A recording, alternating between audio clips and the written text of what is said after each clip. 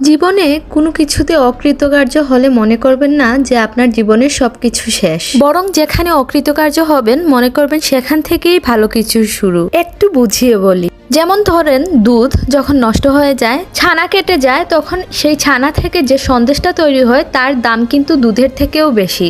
আঙ্গুর যখন নষ্ট হয়ে যায়, সেই আঙ্গুর থেকে বানানো হয় ওয়াইন, সেই ওয়াইনের বোতলের দামও কিন্তু আঙ্গুরের জুসের থেকে অনেক এক্সপেন্সিভ।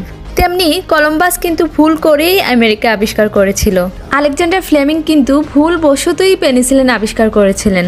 তাই লাইফে যদি কখনো ফেইলিওর হন, কোনো ভুল করে ফেলেন, কোনো বিশাল আকারে মিস্টেক করে ফেলেন, মনে করেন যে আপনার জীবনে সব কিছু শেষ হয়ে গেছে, এটা আপনার অনেক বড় ভুল ধারণা। মনে রাখবেন যে failure is the pillar of success. তাই লাইফে যা কিছুই হয়ে যাক, ডিপ্রেসড হওয়া যাবে না। যদি কোনো ভুল হয়ে থাকে, কোনো মিস্টেক হয়ে থাকে, সেখান থেকেই আবার নতুন করে শুরু করুন, অবশ্যই ভালো কিছু হবে।